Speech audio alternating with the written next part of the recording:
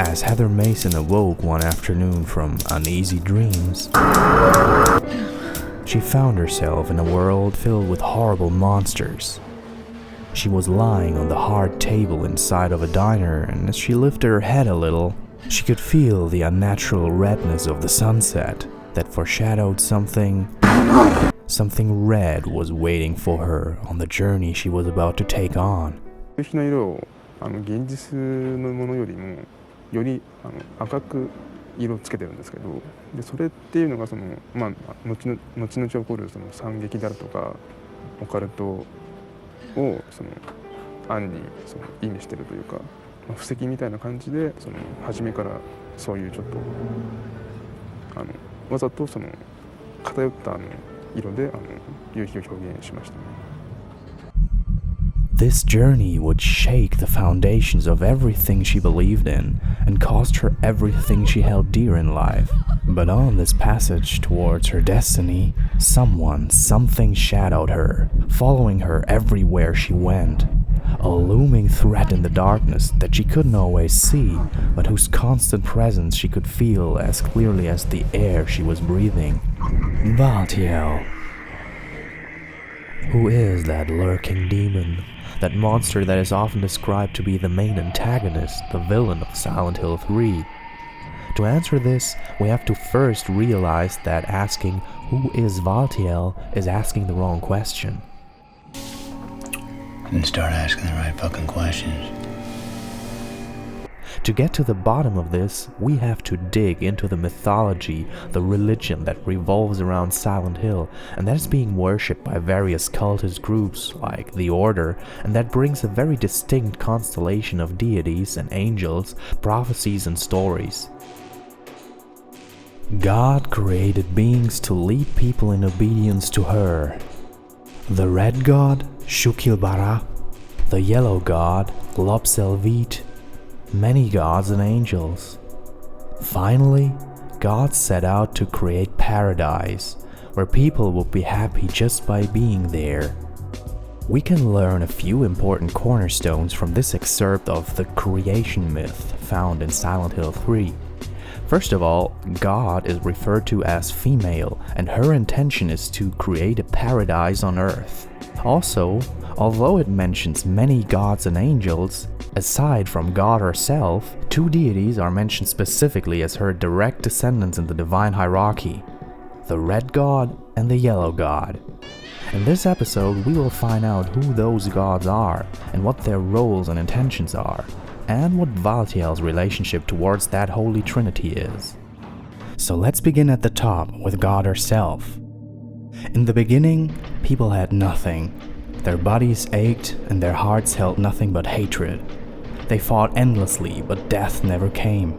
They despaired, struck in the eternal quagmire. A man offered a serpent to the sun and prayed for salvation. A woman offered a reed to the sun and asked for joy. Feeling pity and sadness that had overrun the earth, God was born from those two people. God made time and divided it into day and night. God outlined the road to salvation and gave people joy. And God took endless time away from people. According to these verses from the same creation myth text, God did not create mankind, but was born from humans. The premortal state of mankind is seen as eternal torture with no hope for salvation from suffering, and it was God who brought death to humanity, but not as a punishment, but as a gift, ending the agonizing endless time. Bringing God back into this world to create paradise is the ultimate goal of the Order.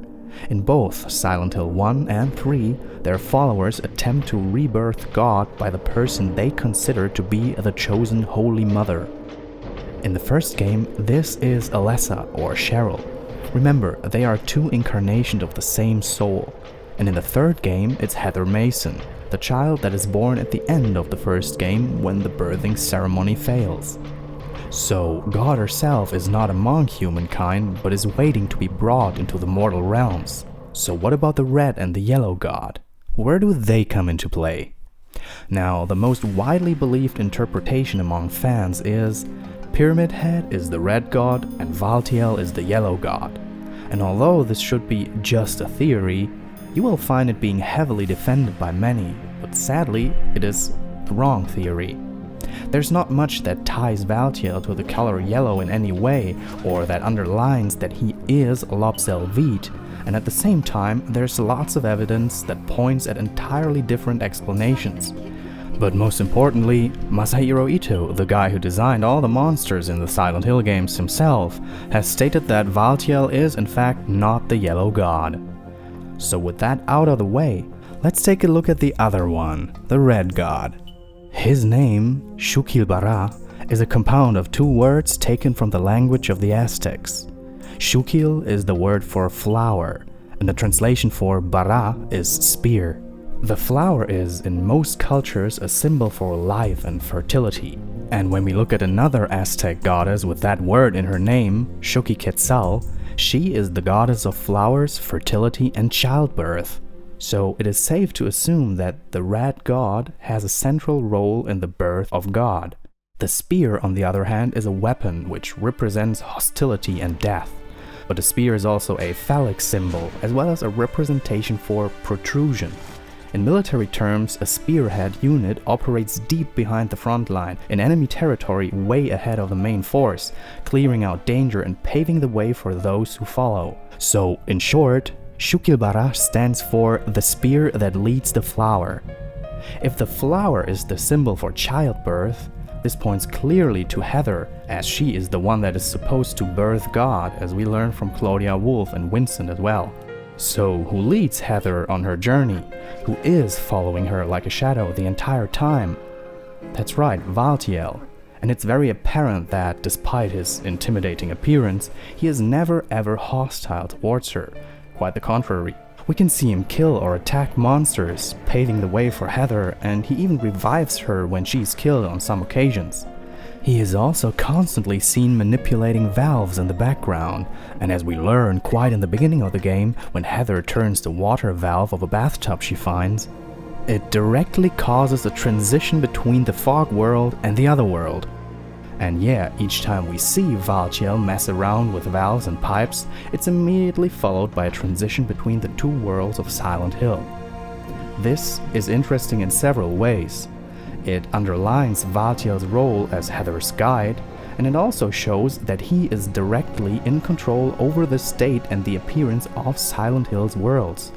Take a look at this. I am the Crimson One.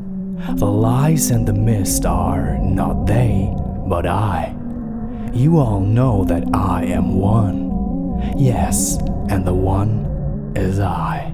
This is an excerpt from the text The Crimson Ceremony found in Silent Hill 2. It confirms that the Crimson, or Red One, the Red God, is the one that's in control of the mist, the delusions of everything that happens in Silent Hill, just like Valtiel. In addition to that, we can find an old photograph of the sect of Valtiel, who are said to worship him in red ceremonial robes. Add to that the statement of Masahiro Ito in the making of Silent Hill 3 that this unnaturally red sundown in the beginning of Silent Hill 3 is meant to foreshadow something red that is waiting for Heather. All of this points to the conclusion that Valtiel himself is, in fact, the Red God Shukil-Bara, or at least an incarnation of him. But wait, didn't we say that those last two documents were found in Silent Hill 2? Because when you think of the color red in the context of that game, there is only one character that comes to mind instantly: the big red pyramid thing, better known as Pyramid Head. And when you think about it, a lot of these prophecies also apply very well to him. He's always closely, and from the designer's standpoint, very obviously associated with the color red, and he too actively influences the state of the two worlds. Every time James encounters him, a transition between the fog world and the other world is imminent.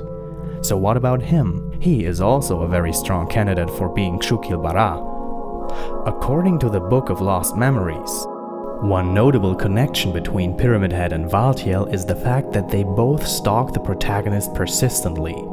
If the helmet that conceals Pyramid Head's face were to be removed, it would become apparent that the designs of the two are surprisingly similar.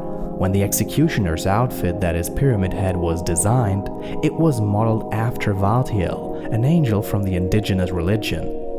They share a striking resemblance with each other. Both are tall and muscular, both wear the same butcher's apron, both have the ability to revive persons. Pyramid Head revives Maria, and Valtiel revives Heather when she dies. Team Silent has officially confirmed that Valtiel was modeled directly after Pyramid Head. They do behave in somewhat different ways, but that is explained by the fact that the representations of Silent Hill always, in every single game, form out of the subconscious of the protagonists, based on their needs and desires. Every person experiences Silent Hill in a different way. Monsters? They looked like monsters to you? James desires punishment for the guilt he feels about killing his wife Mary. Heather, on the other hand, does not carry guilt. She does not require punishment. She shares the soul with Alessa, a girl that has been abused and used for the religious goals of people that saw her as a mere vessel. Heather represents motherhood. What Valtiel does throughout the game, manipulating valves to direct the flow of pipes, can be seen as a symbol for someone who orchestrates the process of childbirth by directing the unborn child through the right canals. You might think this is far-fetched, but the game is actually full of these symbolisms. One monster, for example, that barricades a door Heather has to enter, the glutton, is somewhat reminiscent of a medical diagram of the female reproductive area. And especially later in the game, we find ourselves in bloody hallways, the walls covered in living blood vessels, accompanied by the sound of a pulse, a heartbeat.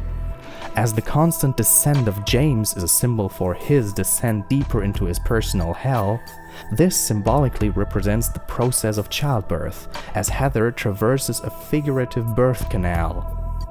So could Pyramid Head and Valtiel both actually be a different incarnation or representation of Shukil-Bara, the Red God? A lot points to that fact. But in those games, there is another entity that is closely related to the color red. It's not a monster, but a symbol. This one. It is described with more than one name. It's called the Verun 7 crest in both games, and in Silent Hill 1 it is referred to as the Mark of Samael by Dahlia Gillespie. In Silent Hill 3, the book Otherworld Laws mentions it as the Seal of Metatron. Metatron is a well-known angel in rabbinic tradition, often called the Voice of God or the Agent of God. The name Valtiel is a portmanteau from the French term valet, which means servant or agent, ending in the common Hebrew suffix el, which means God. Therefore, his name translates directly into Agent of God. It is also noteworthy to mention that Valtiel has the Verun 7 crest tattooed on his shoulder, surrounded by Enochian words that roughly translate into flower spear, Shukil-Bara.